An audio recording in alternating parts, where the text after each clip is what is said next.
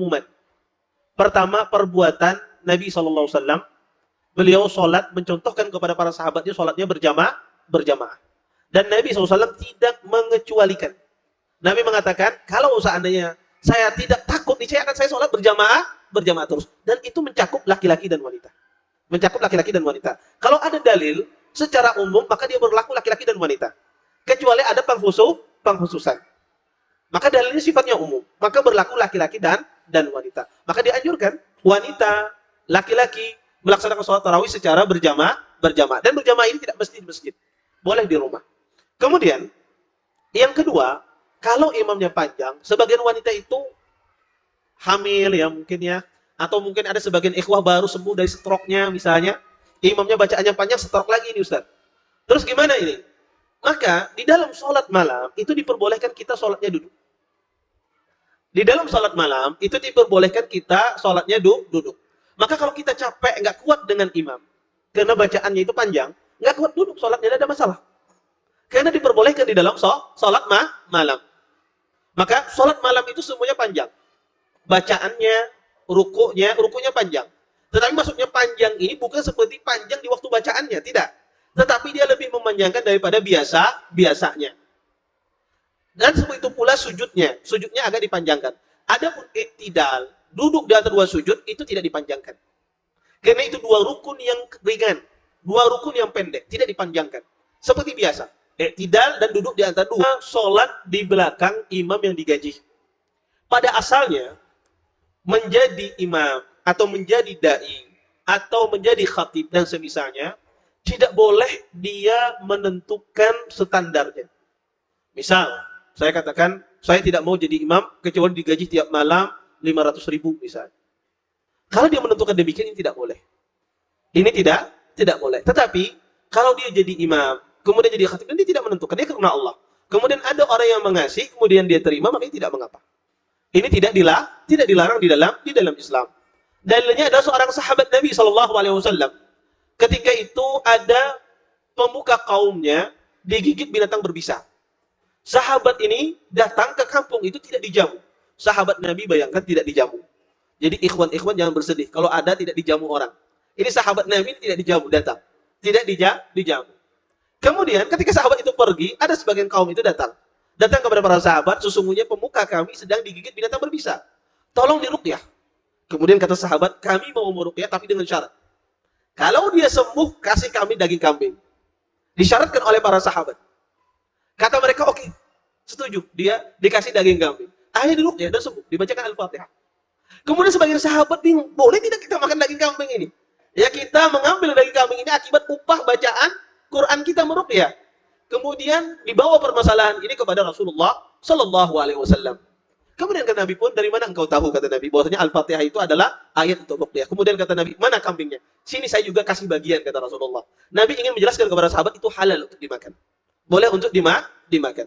Maka kalau dia tidak menentukan, dia tidak meminta, tidak menentukan, kemudian dikasih orang, maka tidak ada masalah.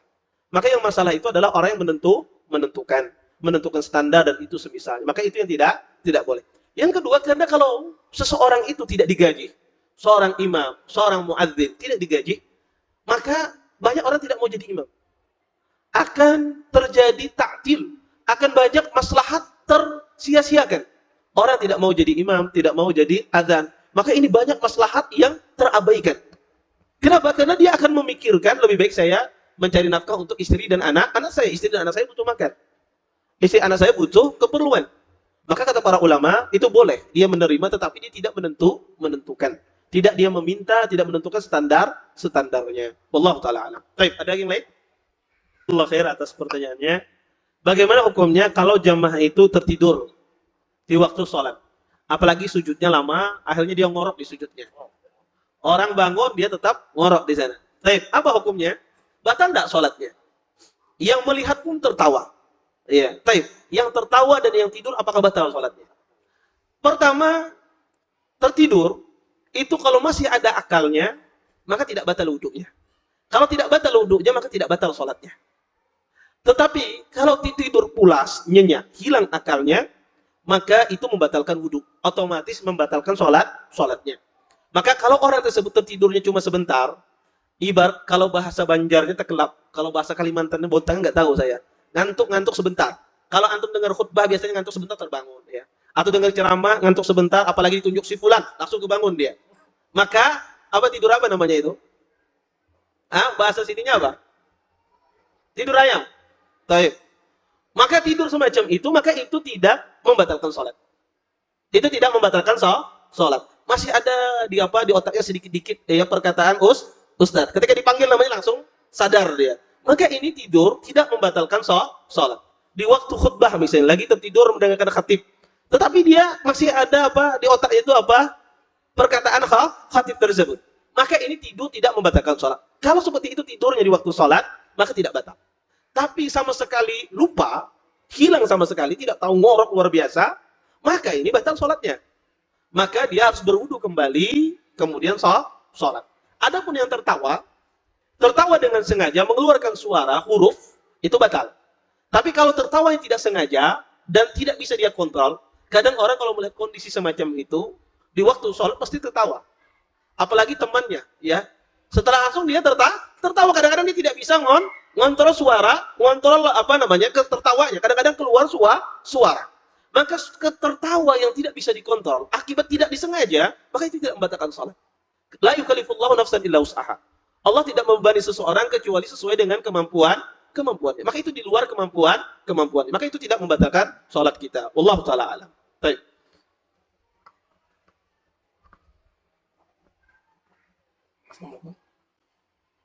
Bismillah. Assalamualaikum warahmatullahi wabarakatuh. Waalaikumsalam warahmatullahi wabarakatuh. Ustaz, bertanya terkait rakaat sholat tarawih tadi. Apakah 11 rakaat itu batas minimal disebut sholat tarawih? Apakah boleh kurang dari itu? Tapi tetap dengan witir. Terima kasih Ustaz. Assalamualaikum warahmatullahi wabarakatuh. Jazakumullah khair atas pertanyaan. Boleh tidak sholat tarawih itu 2 rakaat? Boleh, tidak mengapa. Boleh tidak sholat tarawih itu 4 rakaat? Boleh, tidak mengapa. Maka kata Ibnu Abdul Bar, la hadda, tidak ada batas minimal dalam sholat tarawih. Boleh 2 rakaat, boleh 4 rakaat, boleh 6 rakaat, boleh 8 rakaat. Maka yang idealnya sholat tarawih itu 11 rakaat bersama witirnya. Sholat tarawihnya 8 rakaat, witirnya 3 rakaat. Maka itu yang paling ideal, paling utama, karena itulah yang dilakukan oleh Rasulullah SAW. Kalau seandainya ada di satu masjid, dia berwitir sama sholat tarawihnya 7 rakaat, apakah boleh Ustaz? Boleh. Dia sholat tarawihnya misalnya 6 rakaat, witirnya 1 rakaat. Boleh tidak? Boleh, tidak mengapa. Tapi kita katakan yang afdal, yang paling utama adalah dia sholat tarawih dan witirnya adalah 11 rakaat. Wallahu ta'ala alam. Baik. Saya kira cukup ya. Ustaz, menjawab pertanyaan Ya, silakan. WA Ya, silakan. yang belum dijawab di daurah pagi tadi, Ustaz. Ya, silakan. Bolehkah niat puasa sunnah digabung dengan mengkodok utang puasa tadi? Iya. Jazakumullah khair. Tidak boleh seorang menggabungkan mengqadha puasa dengan niat puasa sunnah. Tidak boleh. Karena puasa itu adalah ibadah yang ibadah mudhayyaqah, yang sempit. Sehingga dia tidak bisa dilaksanakan dalam satu ibadah itu 2 ibadah. Maka kalau orang lagi membayar hutang, tidak boleh digabungkan dengan puasa sunnah. Maka niatkan membayar hutang saja. Tidak digabungkan dengan puasa sunnah. Karena dia tidak bisa digabungkan. Adapun sesama puasa sunnah, itu boleh kalau seandainya puasanya seperti puasa mutlak. Contoh misalnya, seseorang bertepatan dengan puasa Daudnya puasa Senin Kamis. Ya, bertepatan dengan puasa Daudnya puasa Senin Kamis. Kemudian dia gabungkan niatnya. Maka itu Kita boleh. berencana Tidak safar besok Adapun hari, puasa wajib apa kita tidak dengan perlu puasa sahur sunnah, di maka itu paginya tidak. karena berencana tidak puasa untuk safar atau tetap sahur dan membatalkan Setelah subuh. Tetapi kalau puasa wajib itu tidak boleh. Harus sebelum subuh. Wallahu taala alam. Saat kita berencana safar besok hari, apa kita tidak perlu sahur di paginya karena berencana tidak puasa untuk safar atau tetap sahur dan membatalkan puasa saat di perjalanan? Kita katakan tadi bahwasannya safar itu kalau dia mulai safarnya berpuasa, afdalnya terus berpuasa. Kecuali dalam kondisi dia ada masyaqqah. Maka afdalnya dia berbuka. Tapi dalam kondisi tidak ada masyaqqah, maka terus dia berpuasa. Maka hendaknya dia bersahur dan juga harus dia bersahur wajib. Kenapa? Karena bisa jadi safarnya tidak jadi. Wajib dia berpuasa. Karena orang bisa jadi safarnya tidak jadi, pesawatnya delay. Pesawatnya mengalami kerusakan. Maka selama dia belum safar, wajib dia berpuasa. Wallahu ta'ala alam. Baik, kita bacakan dari kertas ini ya. Bismillah, izin bertanya Ustadz. Dulu sebelum hijrah punya utang puasa, tapi lupa berapa utang puasanya karena sudah lama. Setelah hijrah dan tahu kalau wajib membayar utang puasa. Bagaimana cara membayar utangnya sedangkan lupa berapa yang harus dibayar? Maka diperkirakan. Memperkirakannya itu perkiraan yang pasti. Contoh misalnya, saya dulu tidak berpuasa, ragu-ragu ini. Antara 5 atau 8 tahun ya Ustaz, ya saya tidak berpuasa, misalnya lupa. Maka anggap yang paling tinggi adalah 8. Saya ragu Ustaz, berapa utang puasanya? Kira-kira ada 30 hari atau 40 hari. Maka ambil yang 40 hari. Saya ragu antara 50 hari utang puasa belum dibayar atau 200 hari. Ambil 200 hari. Maka ambil kemungkinan yang terbanyak. Bukan ambil kemungkinan yang paling kecil. Kemudian, Bismillah, sallallahu alaikum Ustaz. Salah satu pembatal puasa adalah seseorang memiliki keinginan untuk berbuka puasa. Apakah hanya puasa Ramadan? Bagaimana dengan puasa sunnah? Apakah berlaku juga? Syukran, jazakumullah khairan. Iya. Hal ini berlaku juga untuk puasa sunnah. Tidak hanya puasa wajib, tetapi juga berlaku kepada puasa sunnah. Kalau dia sudah berniat melakukan hal-hal yang membatalkan puasa dengan melakukan perbuatan, maka batal puasanya. Wallahu ta'ala a'lam. Baik. Bismillah, bagaimana hukum berbuka dengan patokan aplikasi HP yang ada perbedaan waktu dengan adzan di daerah tempat tinggal? Maka yang jadi patokan itu adalah waktu yang diedarkan oleh Kemenak. Itu yang jadi patokan. Adapun di aplikasi itu bisa berbeda-beda antara satu aplikasi dengan aplikasi yang lainnya. Maka yang jadi patokan adalah waktu yang ditetapkan oleh Kemenak. Itulah yang dijadikan patokan. Kalau yang tidak ditetapkan oleh Kemenak, maka itu bukan jadi patokan. Yang jadi patokan adalah waktu yang ditetapkan oleh Kemenak atau oleh Depak. Orang yang berjima di siang hari, maka ia harus membayar kafarah dengan memberi makan 60 orang fakir miskin. Dan apabila 60 orang tersebut kita gantikan dengan orang yang berpuasa pada saat berbuka di masjid, atau kita serahkan kepada amil zakat untuk dibagikan, apakah ini boleh? Tidak boleh. Kenapa? Karena yang berbuka itu tidak mesti orang fakir miskin. Karena yang berbuka itu kadang-kadang ada orang yang kaya. Ada orang kaya itu kadang-kadang hobinya buka di masjid. Ya. Maka syarat memberikan 60 orang fakir miskin syaratnya. Bukan 60 orang, tapi 60 orang fakir miskin. Dan berbuka puasa itu tidak mesti orang miskin. Ada juga orang yang mampu, kecuali takmir masjidnya mensyaratkan tidak boleh makan makanan puasa ini, buka puasa ini, kecuali orang miskin. Nah, baru nggak apa-apa. Kalau takmirnya mensyaratkan demikian. Tapi kalau tidak ada, maka tidak boleh. Kemudian, bagaimana seseorang yang hidungnya tersumbat dan menggunakan fix healer yang dihirup, apakah membatalkan puasa? Tidak, kalau sekedar dihirup. Tidak berbentuk ya, sekedar dia menghirup fix healer, maka insya Allah itu tidak membatalkan puasanya. Assalamualaikum warahmatullahi wabarakatuh. Afwan Ustaz. Jika ada seseorang yang haidnya 3 bulan sekali, dan jika dapat haid 1 bulan lamanya, apakah selama 1 bulan tidak sholat dan puasa? Seseorang tidak ada haid 1 bulan lamanya. Tidak ada haid 1 bulan selamanya. Seseorang itu pasti itu ada namanya darah istihadah. Maka darah istihadah. Maka itu dia tidak boleh tidak berpuasa selama 1 bulan. Karena haid itu tidak ada satu bulan. Itu pasti ada darah istihadah. Haid itu bisa lebih dari 15 hari bisa, tapi tidak ada yang satu bulan. Maka pertama dia lihat ciri-cirinya, darahnya. Apakah itu darah haid atau bukan? Darah haid itu ada darah yang hitam, kental dan berbau. Kalau dia memiliki ciri-ciri tersebut, maka itu darah haid. Kalau tidak, maka itu bukan darah haid. Kalau dia tidak memiliki kebiasaan tetap, saya bingung Ustaz. Saya tidak tahu, tidak bisa membedakan. Maka dilihat kebiasaan orang terdekatnya. Lihat ibunya berapa kali biasanya haidnya. Ibunya selama sebulan itu 15 hari, maka dia ambil patokan 15 hari.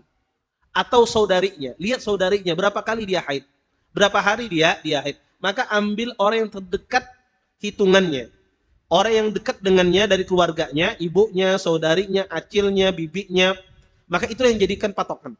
Ya kalau seandainya orang ini haidnya 1 bulan, dan dia tidak bisa membedakan mana darah haid mana darah bukan, maka dilihat ya orang terdekatnya, yaitu ibunya, saudarinya, atau tantenya atau bibinya. Berapa hari biasanya mereka haid, dan itulah yang dijadikan patokan. Wallahu taala alam. Baik. Ya.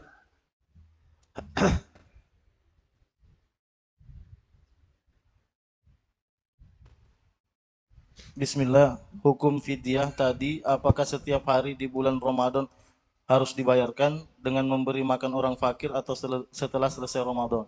Iya. Jazakumullah khair atas pertanyaannya. Fidyah itu bisa dikeluarkan setelah Ramadan selesai. Dengan misalnya Ramadannya 30 hari. Maka Anda undang orang fakir miskin 30 hari ke rumah Anda. 30 orang fakir miskin, Anda beri makan sekali makan, sudah cukup. Atau bisa juga Anda berikan nasi 30 bungkus dikasihkan ke satu orang fakir miskin juga boleh. Dan fidyah itu dikeluarkan setelah berlalu Ramadan. Kalau di waktu Ramadan boleh tidak Ustaz? Boleh kalau Ramadan sudah berlalu. Contoh misalnya, Ramadan pertama sudah berlalu, dia keluarkan fidyah Ramadan pertama di hari kedua. Hari kedua telah berlalu, dia keluarkan fidyah kedua Ramadan di hari ketiga, semacam itu. Adapun dia keluarkan seminggu lebih awal, di awal pertama Ramadan, ini tidak boleh. Kenapa? Karena Ramadannya belum berlalu. Harus Ramadannya berlalu, baru boleh dikeluarkan fidyah tersebut. Adapun di bulan Ramadan, maka dia keluarkan itu tunggal satuan, ya, satuan ya. Hari pertama dia keluarkan di hari kedua, atau seminggu berlalu sudah dia keluarkan untuk satu minggu. Tetapi ini repot. Lebih baik apa? Tunggu selesai Ramadannya, dikeluarkan di bulan Syawal. Wallahu taala alam. Baik. Cukup. Ya. Iya, mungkin ini yang bisa saya sampaikan, mudah-mudahan bermanfaat. Kita tutup dan waqafatul majlis. Subhanakallahumma bihamdika asyhadu an la ilaha illa anta astaghfiruka wa atubu ilaik. Assalamualaikum warahmatullahi wabarakatuh.